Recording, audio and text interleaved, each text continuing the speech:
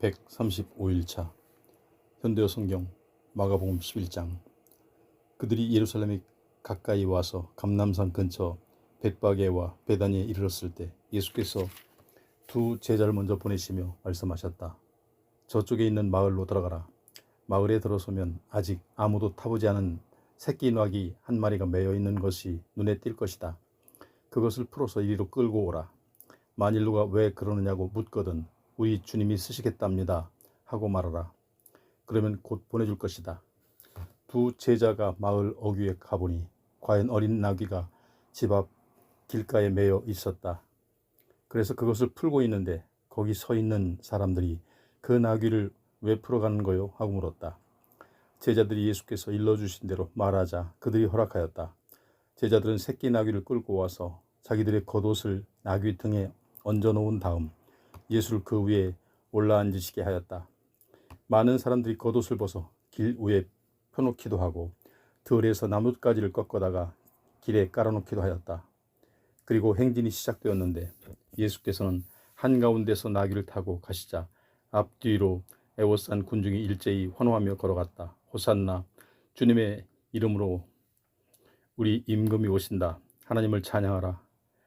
우리 조상 다윗의 나라가 돌아온다. 하나님을 찬양하라. 한없이 높은 하늘에서도 호산나. 그날 예수께서는 예루살렘에 이르러 성전으로 들어가셨다. 거기서 모든 것을 주의 깊게 둘러보신 후 날이 이미 저물어 12 제자와 같이 베다니로 나가셨다. 이튿날 아침 그들이 베다니를 떠나 올 때 예수께서 시장길을 느끼셨다. 그때 잎이 무성한 무화과나무 한 그루가 멀지 않은 곳에 서 있는 것을 보시고 혹시 그 나무에 열매가 있을까 하고 가까이 가보셨다. 그러나 잎사귀뿐이고 열매는 없었다. 아직 무화과 철이 아니었기 때문이다. 그래서 예수께서는 그 나무를 향하여 이렇게 저주하셨다. 너는 이제부터 영원히 열매 맺지 못할 것이니 누구도 너에게서 열매를 따먹지 못할 것이다. 제자들도 이 말씀을 듣고 있었다. 일행이 예루살렘에 도착하자 예수께서는 성전 안으로 들어가셔서 거기서 팔고 있는 사람들을 다 쫓아내시고 환전상들의 탁자와 비둘기 장수들의 의자를 둘러부셨다. 또 물건을 가지고 성전 뜰을 지나다니는 것도 못하게 하셨다. 예수께서 그들을 가르치며 말씀하셨다. 나는 시온산 위에 있는 나의 성전을 세계 만민이 다 와서 나에게 기도할 수 있는 곳으로 만들겠다고 성경에 기록되어 있지 않느냐. 그런데 너희는 이 성전을 강도의 소굴로 만들어버렸구나. 예수께서 이렇게 하셨다는 말이 대제사장과 율법학자들의 귀에 들어가자 그들은 어떻게 하면 아무런 문제 없이 예수를 없애버릴 수 있을까 하고 모의하기 시작하였다. 모든 사람들이 예수의 가르침에 감복하고 있기 때문에 잘못하였다가는 폭동이라도 일어나지 않을까 두려워하고 있었던 것이다. 저녁 때가 되자 예수께서는 제자들과 함께 다시 성 밖으로 나가셨다. 아침이 되어 일행이 그 무화과나무 곁을 지나가다 보니 나무가 뿌리째 말라 있었다. 베드로는 예수께서 그 전날 무화과나무를 향하여 하시던 말씀이 생각나서 보십시오 선생님, 선생님께서 저주하신 저 무화과나무가 말라버렸습니다 하고 말하였다. 예수께서 대답하셨다. 하나님을 믿어라. 내가 너희에게 진정으로 말한다. 만일 너희가 이 산더러 저 바다로 빠져라고 하더라도 너희 마음에 의심을 품지 않고 그대로 되리라고 믿으면 그대로 이루어질 것이다. 내 말을 잘 들어라. 너희가 기도하고 구하는 것은 이미 받은 줄로 믿어라. 그러면 그대로 이루어질 것이다. 그러나 너희가 기도할 때 어떤 사람과 서로 등진 일이 생각나거든 그를 먼저 용서하라. 그래야만 하늘에 계신 아버지께서도 너희 죄를 용서하여 주실 것이다. 만일 너희가 다른 사람의 잘못을 용서해 주지 않으면 하늘에 계신 너희 아버지께서도 너희 잘못을 용서해 주지 않으실 것이다. 일행은 다시 예루살렘으로 들어갔다. 예수께서 성전 뜰을 거닐고 계실 때 대제사장과 율법학자와 장로들이 와서 무슨 권한으로 그런 일을 하였소? 누가 당신에게 장사치들을 쫓아낼 권한을 주었소? 하고 따졌다. 예수께서 대답하셨다. 내가 한 가지 묻겠다. 너희가 내 질문에 대답하면 나도 말해주겠다. 세례 요한을 하나님이 보내셨느냐 아니면 사람이 보내느냐?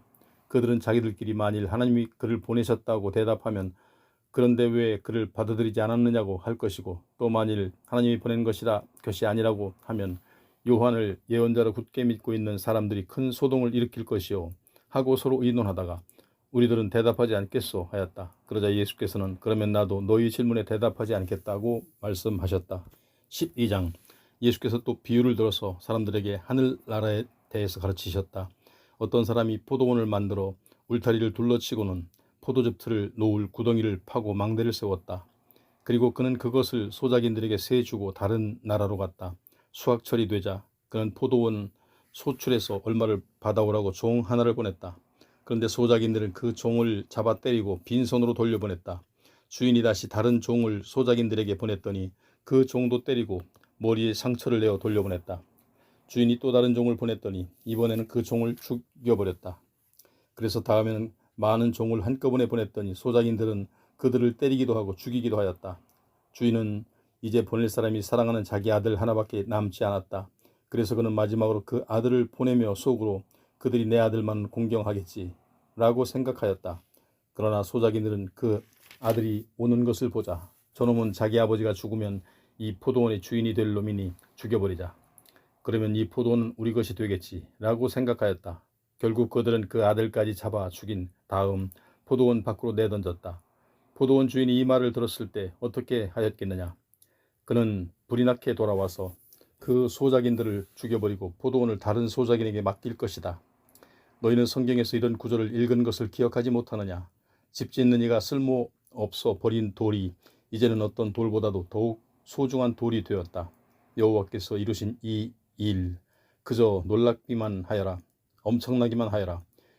유대 지도자들은 이 비유에 나오는 악한 소작인들이 바로 자기들을 두고 하신 말씀인 줄을 알자 예수를 잡으려고 하였다. 그러나 군중이 무서워서 예수께 손을 대지 못하고 그냥 가버렸다. 그들은 예수의 말에서 트집을 잡아 올가미를 씌우려고 바리새파 사람들과 헤롯 당원 몇 사람을 예수께 보냈다. 그들이 예수께 말하였다. 선생님, 우리는 선생님이 아무도 두려워하지 않고 진리만을 말씀하시는 분인 줄 알고 있습니다. 그리고 선생님은 사람을 겉모양으로 판단하시지 않기 때문에 하나님의 진리를 참되게 가르치시는 줄 압니다. 이제 우리에게 가르쳐 주십시오. 가이사에게 세금을 바치는 것이 옳습니까? 옳지 않습니까? 예수께서 그들의 비열한 의중을 이미 아시고 말씀하셨다. 데나리온 하나를 내게 보여라. 그러면 내가 가르쳐 주겠다. 그들이 돈을 가져오자 예수께서 그들에게 물으셨다. 이 돈에 새겨진 초상과 글이 누구의 것이냐? 그들이 대답하였다. 가이사의 것입니다. 그러자 예수께서 말씀하셨다. 그렇다면 가이사의 것은 가이사에게 바쳐라. 그리고 하나님의 것은 하나님께 바쳐야 한다. 그들은 예수의 대답을 듣고 무안하여 그냥 돌아갔다. 그런 다음에 사두개파 사람들이 예수께 몰려왔다. 그들은 부활이 없다고 주장하는 사람들이었다. 그들이 예수께 물었다. 선생님, 모세가 우리에게 준 율법에는 어떤 사람이 자녀 없이 죽으면 그의 동생이 자기 형수와 결혼하여 형의 이름으로 자식을 낳아줘야 한다고 쓰여 있습니다. 그런데 7 형제가 있었습니다. 제1맏 형이 결혼하였으나 자식 없이 죽자 둘째 동생이 그 형수와 결혼하였습니다. 둘째 동생도 또한 자식 없이 죽자 그 다음 동생이 또 형수와 결혼하였습니다. 그러나 그 역시 자식 없이 죽었습니다. 7째까지 다 그렇게 하였으나 모두 자식 없이 죽었습니다. 마침내 그 여자도 죽었습니다. 우리가 알고 싶은 것은 부활하면 그 여자는 누구의 아내가 되느냐 하는 것입니다. 7 형제가 다 그 여자를 아내로 삼았으니 말입니다. 예수께서 대답하셨다. 너희는 성경도 하나님의 능력도 모르기 때문에 잘못된 생각을 하고 있다. 그 7 형제와 여자가 죽었다가 다시 살아날 때는 결혼하지 않는다. 그들은 하늘의 천사처럼 될 것이다. 너희는 출애굽기에 있는 가시덤불 이야기에서 죽은 이들의 부활에 관한 글을 읽어보지 못하였느냐. 하나님께서는 모세에게 말씀하시면서 나는 네 조상의 하나님이라 아브라함의 하나님, 이삭의 하나님, 야곱의 하나님이라 라고 일러주셨다. 이는 하나님께서 이 사람들이 비록 수백 년 전에 죽었지만 아직도 살아있다고 모세에게 말씀하신 것이며 하나님은 죽은 자들의 하나님이 아니라 산 자들의 하나님이다라는 뜻이다. 그러므로 너희는 크게 잘못 생각하고 있는 것이다. 어느 율법학자가 거기 서서 토론하는 것을 듣고 있다가 예수께서 훌륭하게 대답하시는 것을 보고는 모든 계명 중에 어느 것이 첫째가 되는 계명입니까? 하고 물었다. 예수께서 대답하셨다. 첫째는 이것이다. 이스라엘아 들으라. 우리 하나님인 주께서는 유일한 분이시다. 내 마음을 다하고 목숨을 다하고 생각을 다하고 힘을 다하여 주님이신 너의 하나님을 사랑하라. 또 둘째는 내 이웃을 내 몸과 같이 사랑하라는 것이다. 이 두 계명보다 더 중요한 계명은 없다. 그러자 그 율법학자가 말하였다. 선생님, 하나님은 한 분뿐이시고 그 밖에 다른 이가 없다고 하신 말씀은 과연 옳은 말씀입니까? 저는 마음을 다하고 지혜를 다하고 힘을 다하여 하나님을 사랑하는 것과 이웃을 자기 몸과 같이 사랑하는 것이 모든 번제물과 희생 제물을 성전 제단에 바치는 것보다 훨씬 더 낫다고 생각합니다. 예수께서는 그 사람이 잘 이해하고 있는 것을 보시고 너는 하나님 나라에 가까이 와 있다고 말씀하셨다. 그 후에는 아무도 감히 예수께 질문하는 사람이 없었다. 예수께서 성전에서 가르치실 때 이렇게 말씀하셨다. 왜 율법학자들은 그리스도를 다윗의 자손이라고 주장하는가? 성령의 감화를 받은 다윗은 이렇게 말하였다. 여호와께서 나의 주 임금에게 이르신 말씀이라. 여기 내 오른쪽에 앉아라. 내가 네 원수들을 네 발 아래에 둘 때까지 앉아 있어라. 이렇게 다윗이 그리스도를 주님이라 불렀는데 어떻게 그리스도가 다윗의 자손이 될 수 있겠는가? 많은 사람들이 이 말씀을 흥미진진하게 들었다. 예수께서 사람들을 가르치시며 이렇게 말씀하셨다. 율법학자들은 조심하라. 그들은 긴 예복을 입고 장터를 돌아다니며 인사받기를 좋아한다. 그들은 회당에서 제일 높은 자리만 찾으며 잔치집에 가서도 윗자리만 앉으려고 한다. 그리고 과부들의 재산을 염치 없이 삼켜버리면서도 자기들이야말로 친절한 사람인 듯이 꾸미며 대중 앞에서 길게 기도하며 경건한 체한다. 이런 사람들은 더욱 큰 벌을 받을 것이다. 예수께서는 성전에서 헌금궤 맞은편에 앉으셔서 사람들이 거기에 돈 넣는 것을 지켜보고 계셨다. 부자들 여럿이 와서 많은 돈을 넣었다. 그러고 나서 한 가난한 과부가 와서 두 렙돈 곧 한 고드란 틀을 넣었다. 예수께서 제자들을 가까이 불러 말씀하셨다. 저 가난한 과부는 누구보다도 더 많은 돈을 넣었다. 다른 사람들은 넉넉한 가운데서 얼마를 넣었지만 저 과부는 가난한 가운데서도 가진 것 전부를 바친 것이다. 13장. 그날 예수께서 성전을 떠나려 하실 때 제자 한 사람이 말하였다. 선생님, 얼마나 훌륭한 건물입니까? 돌을 조각하여 장식해 놓은 이 벽을 보십시오. 예수께서 대답하셨다. 이 큰 물건이 멋있어 보이느냐? 그러나 돌 하나라도 제자리에 그대로 얹혀 있지 못하고 다 무너지고 말 것이다. 예수께서 예루살렘 성전 건너편에 있는 감람산 경사진 곳에 앉아 계실 때 베드로와 야고보와 요한과 안드레가 예수께 와서 물었다. 저 예루살렘 성전에 언제 그런 일이 닥치겠습니까? 그런 일이 일어나기 전에는 어떤 징조가 있겠습니까? 예수께서 좀 더 상세하게 말씀하셨다. 너희는 아무에게도 미혹당하지 말라. 앞으로 많은 사람이 나타나서 자기가 그리스도라고 주장할 것이고 또 많은 사람이 그렇게 믿을 것이다. 또한 여기저기서 난리와 전쟁이 일어날 것이라는 소문을 들을 것이나 두려워하지 말라. 그런 일이 반드시 일어날 것이나 그것이 세상이 끝난다는 징조는 아니다. 민족과 민족, 나라와 나라들이 서로 전쟁을 선포하고 세계의 여러 지역에서 지진이 일어나고 기근이 생길 것이다. 그러나 이런 일들은 아직 시작일 뿐이다. 정신을 차려라. 너희에게 큰 위험이 닥칠 것이다. 너희는 법정에 끌려 나갈 것이고 회당에서 매를 맞으며 나를 따른다는 이유로 통치자와 왕들 앞에 고발당할 것이다. 그러나 그때는 그들에게 복음을 전할 좋을 기회다. 세상이 끝나는 날이 오기 전에 복음이 모든 민족에게 전파되어야 한다. 그러므로 너희가 붙잡혀 가서 어려움을 당하더라도 너희 자신을 변호하기 위해 무슨 말을 할까 염려하지 말라.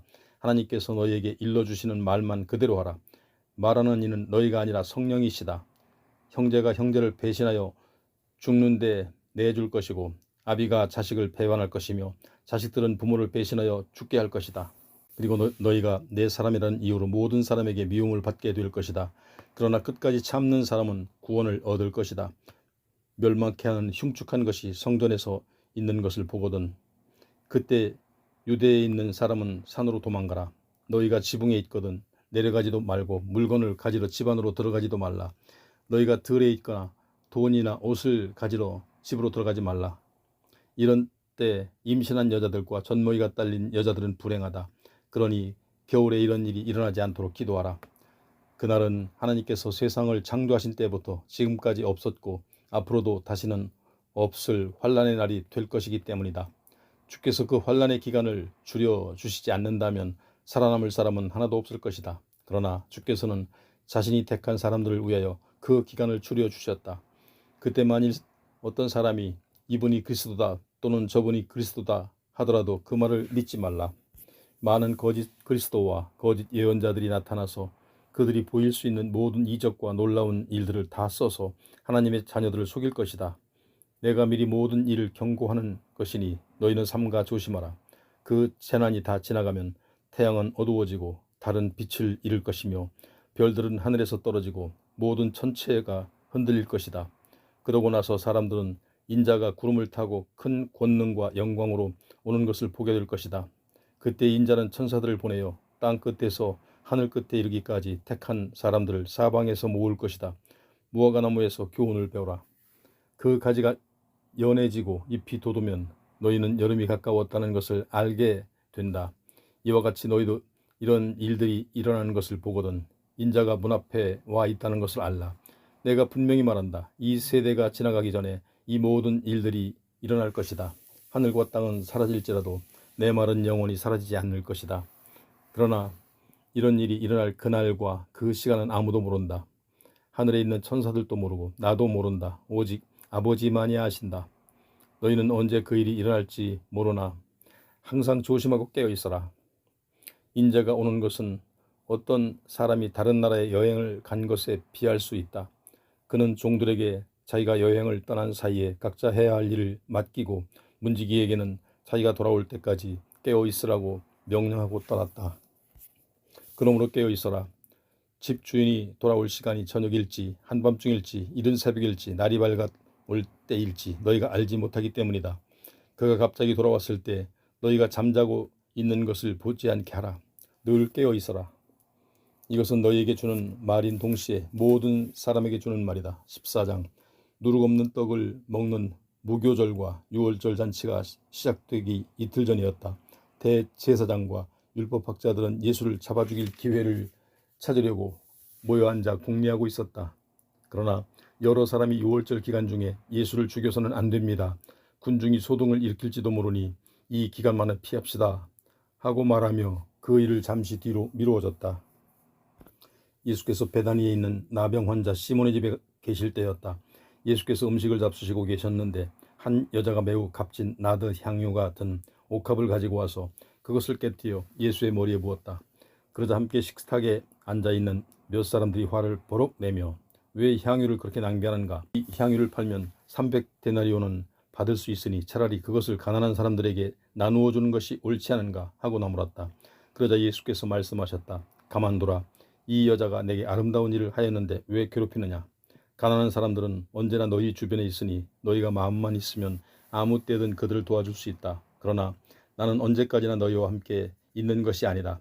이 여자는 자기가 할 수 있는 일을 다 하였다. 내 장례를 위하여 미리 내 몸에 향유를 부어준 것이다.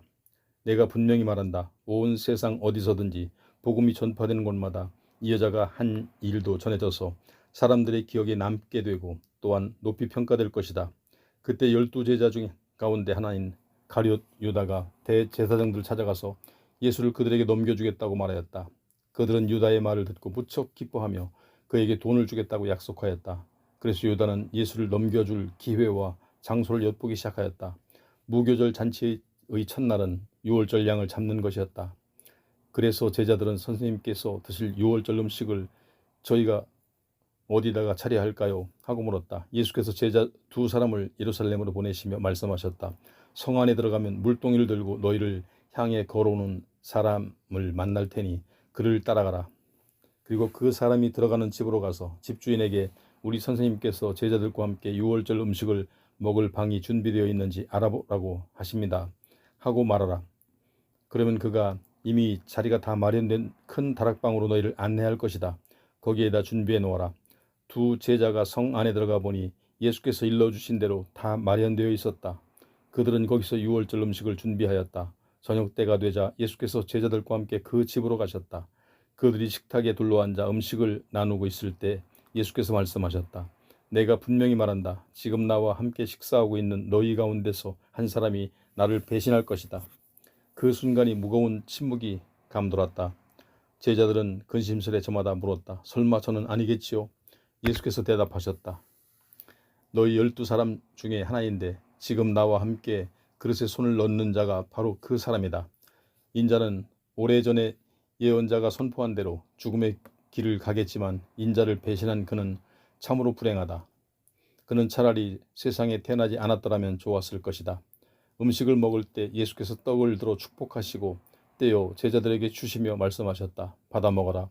이것은 내 몸이다. 또 잔을 들어 하나님께 감사를 드리고 그 잔을 돌려가며 마시게 하신 뒤 제자들에게 말씀하셨다. 이것은 내 피 곧 모든 사람을 위하여 흘리는 계약의 피다.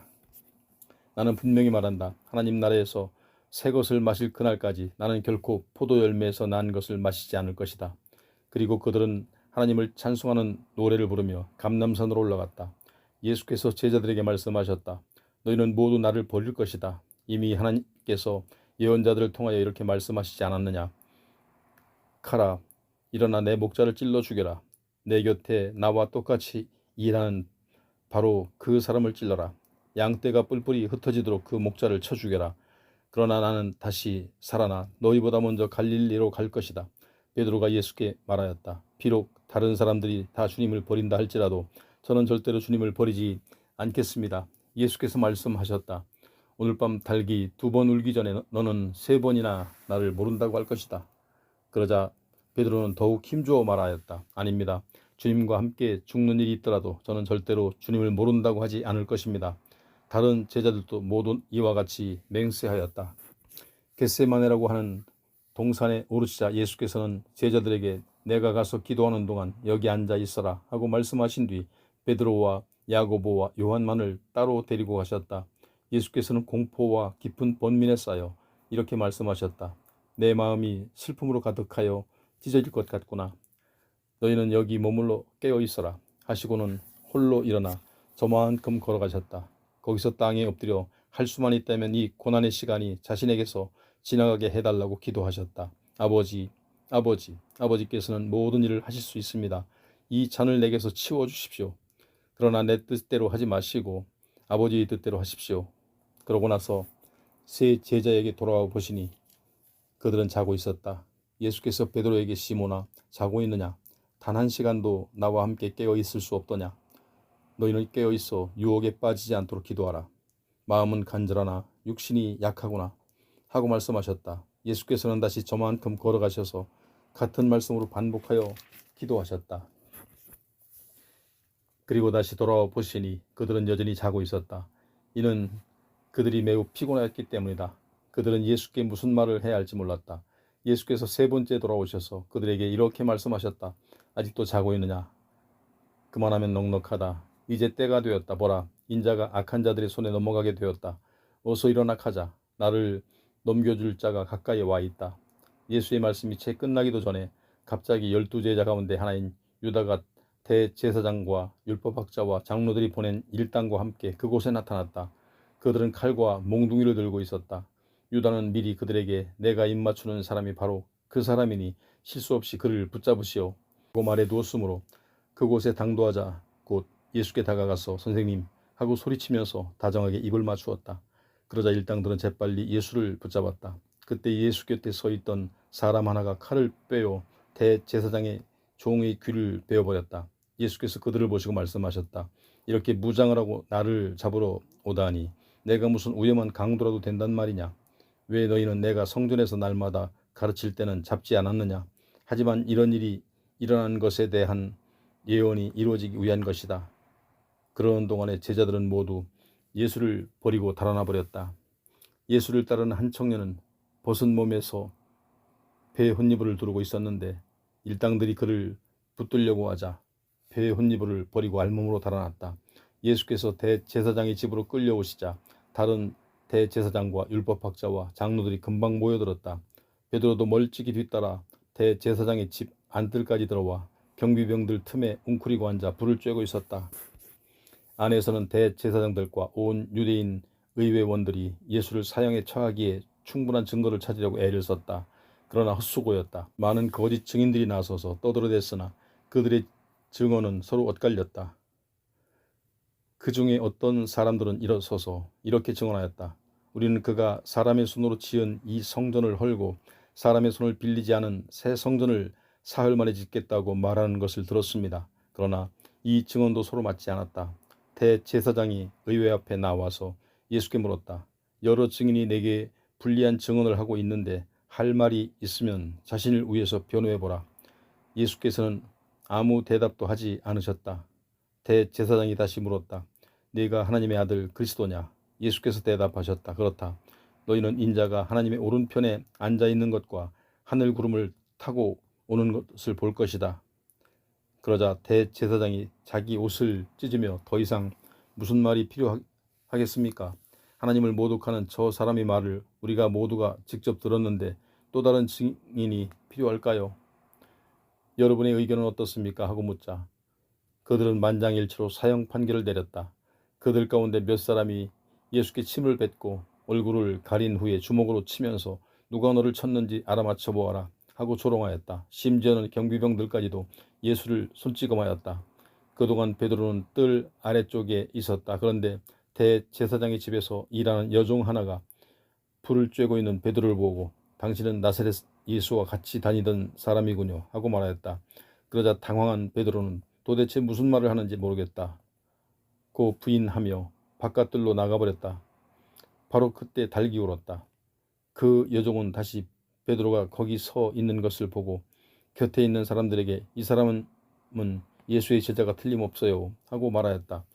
베드로는 다시 이를 부인하였다. 조금 뒤에 곁에 서 있는 사람들이 다시 베드로에게 말하였다. 당신도 갈릴리 사람이니 예수와 한패인 게 틀림없소 하고 말하자 베드로는 나는 당신들이 말하는 그 사람을 만난 적도 없소. 내 말이 거짓이라면 천불이라도 받겠소 라고 맹세까지 하였다. 그때 곧 닭이 두 번째로 울었다. 베드로는 닭이 두 번 울기 전엔 너는 세 번이나 나를 모른다고 할 것이다 라고 하신 예수의 말씀이 떠올라 슬피 울었다. 15장 아침 일찍부터 대제사장과 장로와 율법학자들은 다음 일을 의논하려고 회의를 열었다. 그리고 그들 모두는 예수를 결박해서 로마 총독 빌라도에게 보내기로 하였다. 빌라도가 자기 앞에 끌려온 예수께 물었다. 네가 유대인의 왕이냐? 예수께서 대답하셨다. 그렇다. 네가 말한 대로다. 대제사장들이 예수를 고소하는 여러 가지 죄목을 일일이 나열하자 예수께서는 가만히 듣고만 계셨다. 그러자 빌라도가 예수께 물었다. 왜 아무 말도 하지 않고 있느냐? 너는 할 말이 하나도 없느냐? 도대체 이 모든 사람들이 이렇게 너를 고소하는 이유가 뭐란 말이냐? 그러나 예수께서는 아무 말씀도 하지 않으셨다. 빌라도는 이를 기이하게 생각하였다. 6월절이 되면 해마다 백성들이 원하는 죄수 하나를 총독이 석방해 주는 관례가 있었다. 마침 그때 반란을 일으키다가 사람을 죽이고 감옥에 갇혀있던 폭도들 중에 바라바라는 사람이 있었다. 군중은 빌라도에게 몰려와서 전례대로 죄수 하나를 놓아달라고 요구하였다. 그러자 빌라도가 유대인의 왕이라는 사람을 놓아주면 어떻겠소? 당신들이 놓아주기를 바라는 사람이 바로 그 사람이 아니오? 하고 물었다.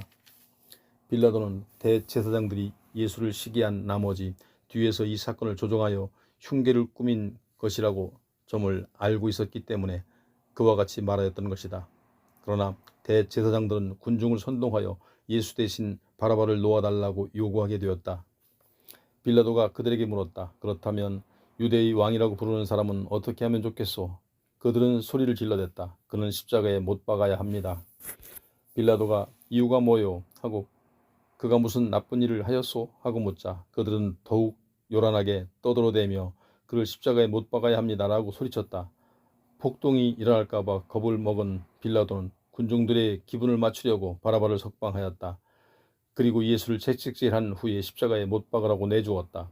로마 군인들은 총독 관저에 뜰로 예수를 끌고 들어가서 온 부대를 집합시켰다.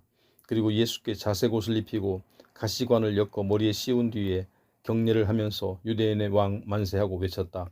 또 갈대로 예수의 머리를 치고 침을 뱉는가 하면 무릎을 꿇어 경배하였다.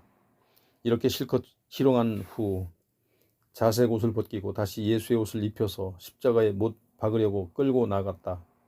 마침 그때 구레네 사람 시몬이 시골에서 올라와 그곳을 지나가게 되었는데 그들은 그를 붙들어 억지로 예수의 십자가를 지고 가게 하였다.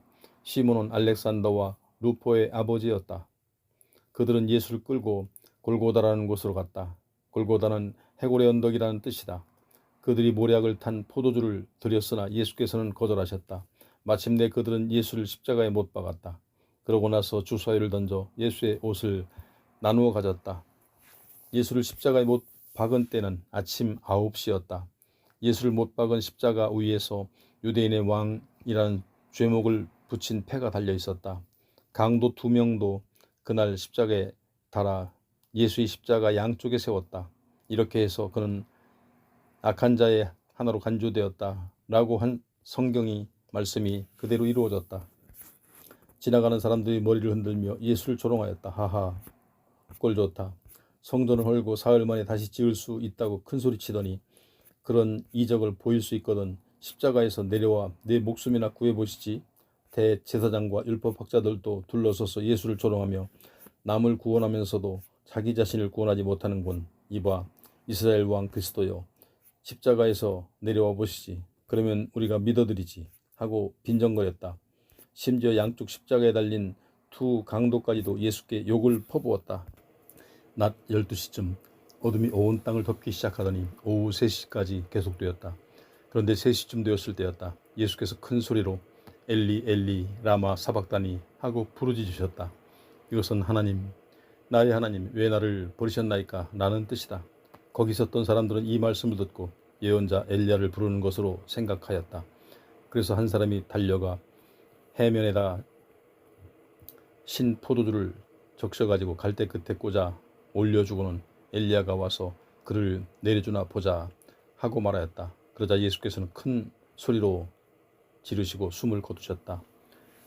그때 성전 휘장이 위에서 아래까지 두 폭으로 찢어졌다.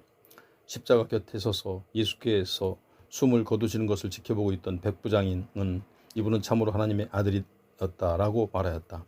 여자들도 멀리서 지켜보고 있었는데 그 중에는 막달라 마리아, 젊은 야고보와 요새의 어머니 마리아, 그리고 살로메가 있었다. 이들은 예수께서 갈릴리에 계실 때 따르며 시중들던 여자들이었다. 그곳에서는 이들 외에도 예수를 따라 예루살렘에 올라온 많은 여자들이 있었다. 이 일은 모두 안식일 전날에 이루어졌다. 그날 오후 늦게 아리마대 출신의 의회원으로 존경받고 있는 요셉의 용기를 내어 빌라도에게 가서 예수의 시신을 내달라고 청하였다. 그는 하나님의 나라가 이루어지기를 열심히 기다리는 사람이었다.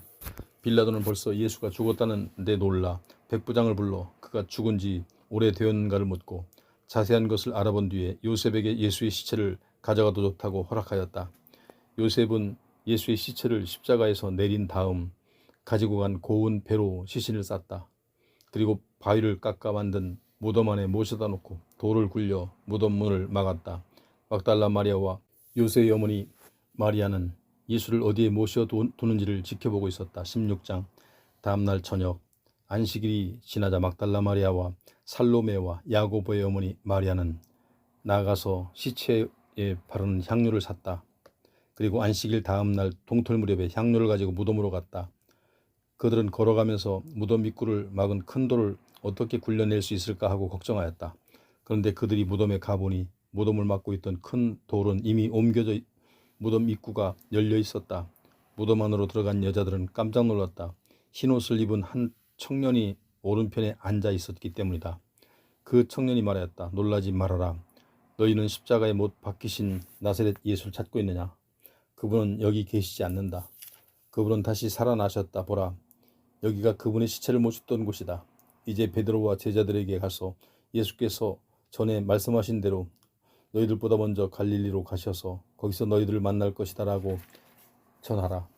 여자들은 겁에 질려 무덤에서 정신없이 도망쳐 나왔으나 너무나 놀라서 아무에게도 말을 하지 못하였다. 다시 살아나신 예수께서는 그날 이른 아침에 제일 먼저 막달라 마리아에게 나타나셨다. 일찍이 예수께서는 이 여자에게서 7 귀신을 쫓아내 주신 일이 있다. 마리아는 슬픔에 잠겨 눈물을 흘리고 있는 제자들을 찾아가 자기가 예수를 배웠다는 것과 예수께서 살아계시다는 것을 알렸다. 그러나 그들은 마리아가 전한 말을 믿지 않았다. 그 후 제자 2 사람이 예루살렘을 떠나 시골로 내려가고 있을 때 예수께서는 그들에게도 나타나셨다. 그러나 예수께서 다른 모습으로 나타나셨기 때문에 처음에는 예수를 알아보지 못하였다. 마침내 그들이 예수를 알아보고 급히 예루살렘으로 되돌아가서 다른 제자들에게 일렀으나 아무도 그들의 말을 믿지 않았다. 그 후 11 제자와 함께 식사하고 있을 때 예수께서 그들 앞에 또 나타나셔서 그들의 믿음이 없는 것과 마음이 완악한 것을 꾸짖으셨다. 그들이 예수께서 죽은 자 가운데서 살아나신 것을 본 사람들의 말을 믿으려 하지 않았기 때문이다. 예수께서 그들에게 말씀하셨다. 너희는 온 세상을 두루 다니며 모든 사람에게 복음을 전파하라. 믿고 세례받는 사람은 구원을 얻을 것이나 믿지 않고 거부하는 사람들은 죄인으로 선고받을 것이다. 믿는 사람에게는 표적이 따를 것인데 내 이름으로 귀신을 쫓아내고 새 방언을 말하며 뱀을 만지거나 독을 마시더라도 해를 입지 않을 것이며 병자에게 손을 얹으면 그 병이 나을 것이다. 주 예수께서는 제자들에게 말씀을 다 마치시고 하늘로 들려 올라가셔서 하나님 오른편에 앉으셨다. 그리고 제자들은 온 세상을 두루다니며 복음을 전하는데 주께서 늘 그들과 함께 하셔서 그들이 말씀을 전할 때마다 표적이 따르게 하셨다. 예수께서는 이렇게 하심으로써 제자들이 전하는 복음을 확실하게 증거해 주셨다.